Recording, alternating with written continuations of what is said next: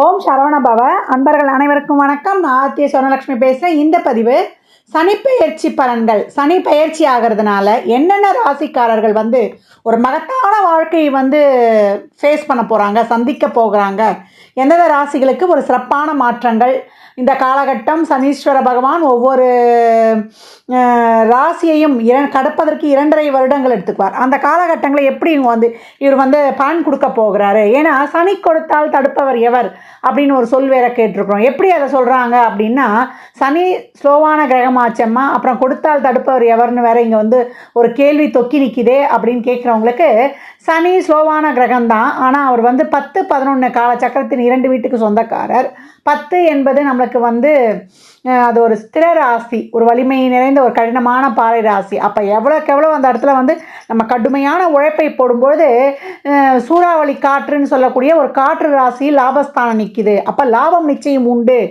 கஷ்டப்பட்டு உன் உடம்பில் இருக்கக்கூடிய வியர்வை வெளிவரும் பொழுது உனக்கு லாபம் அதிர்ஷ்ட காத்தாக உங்களுக்கு அடிக்கும் அப்படின்னு நம்மளுக்கு ஜோதிட விதிகளே நம்மளுக்கு அழகாக சொல்லிடும் அப்படின்னு சொல்லலாம்.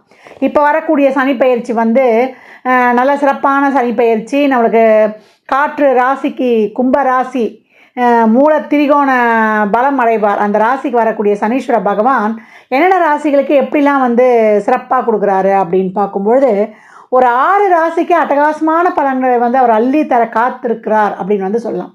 அது என்னமா ஒரு 6 ராசிகள் அப்படின்னு சொல்கிறவங்களுக்கு முதல்ல வரக்கூடிய லிஸ்ட்டில் அதில் வருது மேஷ ராசி அப்படின்னு சொல்லலாம். லாபசனி 11 சனி, லாபசனி. எப்போமா ஜனனகால ஜாதகத்தில் 11ஆம் இடத்தில் சனி இருக்க பிறக்கிறவங்க எல்லாமே லைஃப்பில் கஷ்டப்படுவீங்கங்க. ஆனால் நீங்கள் இறுதி காலத்தை இந்த வாழ்க்கையை நான் ஃபுல்ஃபில்லாக முடித்தேன் அப்படின்னு சொல்லக்கூடியவளுக்கு ஒரு சிறப்பான வாழ்க்கையை வாழக்கூடியதை இந்த சனீஸ்வர பகவான் கொடுத்துருவார். ஜனன ஜாதகத்திலேயே 11 சனி இருக்க பிறந்தவர்கள் அப்படின்னு சொல்லலாம். ஏன்னா அந்த உபஜய ஸ்தானங்களை பொறுத்த வரைக்கும் அசுப கிரகங்களுக்கு ரொம்ப சிறப்பு அப்படின்னு சொல்லியாச்சு. ஏற்கனவே ராகுகேது பயிற்சியும் நடைபெற்று நமக்கு இது வரைக்கும் மேஷராசியாக நாங்கள் ஏன் இப்போ இருக்கிறோம் அப்படின்னு சொல்லி பலவித இன்னல்களுக்கு ஆள்பட்டவர்களுக்கெல்லாம் மேஷம் மேன்மை உருகிற காலம் அப்படின்னு சொல்லலாம். மேஷம்னாலே முதன்மை. இப்போ அது மேன்மையை அடைய போகிற காலகட்டம் அப்படின்னு சொல்லலாம். அதனுடைய வேகத்தையும் அதனுடைய கோபத்தை குறைத்து அதனுடைய வேகத்தை ஒரு சிறப்பாக ஒரு ஆற்றலாக ஒரு ஆக்கமுடைய ஆற்றலாக செயல்படுத்தும் பொழுது அங்கே மேஷம் எப்பொழுதும் மேன்மையாகவே இருக்கும் அப்படின்னு சொல்லலாம்.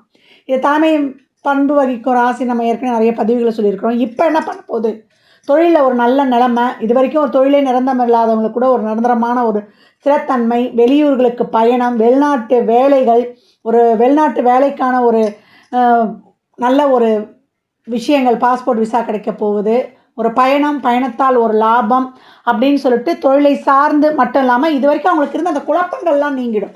குழப்பங்கள்லாம் நீங்கி வாழ்க்கையில் ஒரு தன்னம்பிக்கை, ஒரு புதிய உத்வேகத்துடன் மேஷம் வேண்மையாக இது வரைக்கும் இருக்கக்கூடிய அனைத்து விதமான பிரச்சனைகளையும் தவிடுபடியாக்கிட்டு தனியாக நிற்கும். ஏன்னா உடல்நலில் கொஞ்சம் கூடுதல் கவனம் எடுத்துக்கணும் அப்படின்னு சொல்லியாச்சு. சனியுடைய 10ஆம் பார்வை 8ஆம் இடத்தை விழுந்துடும். ஏதாவது ஒரு நோய் விஷயத்தில் மட்டும் கொஞ்சம் கவனமாக இருக்கணும், நேர்மையாக செல்லணும், தேவையில்லாத விஷயங்களை தலையிடக்கூடாது. 6ல் வந்திருக்கக்கூடிய கேது கண்டிப்பாக ஒரு வம்பு வழக்கு உண்டு. இது வரைக்கும் ஒரு வம்பு வழக்கு இருக்குதுனாலும் இந்த காலகட்டத்தில் அந்த வம்பு வழக்குக்கு ஒரு பிரச்சனையை கொடுக்கும். இல்லை வம்பு வழக்கே இல்லாதவங்களுக்கு பிரச்சனை நீங்கள் சிறப்பாக போவீங்க அப்படின்னு சொல்லலாம். தொழிலுக்காக உட்கார்ந்திருக்கக்கூடிய அந்த தொழில் காரக கிரகம், தொழில் ஸ்தானாதிபதியும் தொழில் காரக கிரகமுமான உங்களுக்கு சனீஸ்வர பகவான் இந்த காலகட்டம் உங்களுக்கு சிறப்பாக பலன்களை வாரி வழங்க வந்திருக்குது. அதனால் மேஷம் சிறப்பாக களமிறங்கி உங்களுடைய அனைத்து விதமான செயல்பாடுகளையும் துரிதப்படுத்துங்கள். உங்கள் மேன்மைக்கான வழியை நீங்கள் செயல்படுத்துங்க. நீண்ட நாள் தடைப்பட்ட திருமணம், குழந்தை பாக்கியம், புத்திர பேரு இதெல்லாம் அட்டகாசமாக கிடைக்கும். இது கூடுதலாக இன்னும் கிடைக்கணும், கொஞ்சம் நம்மளுக்கு காரியங்கள்லாம் தடையில்லாமல் இருக்கணும் அப்படின்றவங்க விநாயகர் வழிபாடு பண்ணிவிடுங்க. சனீஸ்வரனுக்கு நீங்கள் வழிபாடு செய்வது மட்டும் இல்லாமல் நிறைய ஏழை எளியவருக்கு தான தர்மங்கள் பண்ணுவது உங்களுக்கு மிக சிறப்பான பலனை தரும் அப்படின்னு சொல்லலாம். அதனால் மேஷ ராசி லக்னக்கார அன்பர்கள் துணிந்து களமிறங்கி உங்களுடைய அனைத்து விதமான செயல்பாடுகளையும் நீங்கள் செயல்படுத்தி கொள்ளலாம். மேஷம் சிறப்பாக மேன்மை அடையக்கூடிய காலம் அருமையாக இருக்குது அப்படின்னு சொல்லலாம். இந்த சனிப்பெயர்ச்சியில் நல்ல பலன்கள் இருக்கவங்களும் இல்லை கம்மியாக பலன் நடக்க போகுது அப்படின்றவங்களுக்கும் உங்கள் தசாபுத்திகள் தான் இதில் சொல்கிற பலன்களே அப்படியே 100% நடந்துருமா அப்படின்னு உங்களுக்கு ஐயமோ சந்தேகமே வேணாம். தசாபுத்திலாம் சிறப்பாக இருக்குது, கிரகங்களும் அமைப்பு சரியாக இருக்குன்னா உங்களுக்கு அதிகமான பலன்களே நடைபெறும். இந்த கிரகங்கள் உங்களுக்கு எதை தர பாக்கியதப்பட்டிருக்கு? அது உங்களுக்கு திருமணம் பொருளாதாரத்துக்காக வந்து திருமணத்திற்காக செயல்பட போகுதா, இல்லை பொருளாதாரத்துக்காக செயல்பட போகுதா? உங்கள் சுய ஜாதகத்தை ஆய்வு செய்வதன் மூலம் நம்ம தெளிவாக அறிந்து கொள்ளலாம். மேலும் இந்த சனி பயிற்சியில் நிறைய தானம் தர்மம் பண்ணுங்கள். எவ்வளோக்கு எவ்வளோ அன்னதானம் பண்ணுறீங்களோ 27 தலைமுறைக்குரிய பாவங்களை நீங்கள் போக்குறீங்க அப்படின்னு வந்து சொல்லலாம். சனியே ஒரு கர்மாக்காரகன் தான். சனி குரு வந்து நம்மளுக்கு வந்து கர்ம கிரகங்களே நம்ம சொல்லியிருக்கோம். சனி குரு ராகு கேது. அப்போ ஒரு வயிற்றுக்கு உணவிடும்பொழுது அங்கே உங்கள் கர்மாக்கள் குறைக்கப்படுகிறது அப்படின்னு சொல்லியாச்சு. சர்ப வழிபாடுகள் செய்வது, ராகுகால நேரத்தில் துர்க்கையை வழிபடுவது, விநாயகர் வழிபாடு 12 ராசிக்காரர்களும் செய்யணும், தடைகளை உடைத்து குறைப்பதற்கு. அதே போல் இப்போ உங்கள் வாழ்க்கையை முன்னேற்றக்கூடிய விஷயங்களில் 12 ராசிக்காரர்களும் திட்டங்களை போட்டு நீங்கள் என்னென்ன உழைக்கிறீங்களோ உங்கள் உழைப்புக்கான பலன்கள்லாம் அடுத்த 1.5 வருடத்துக்கு எல்லா ராசிக்கும் கிடைக்கும். வழக்கு சார்ந்த விஷயங்கள், அதே போல் ஒரு சில விஷயங்கள்லாம் ரொம்ப கவனமாக இருக்கணும் அப்படின்னு வந்து சொல்லியாச்சு.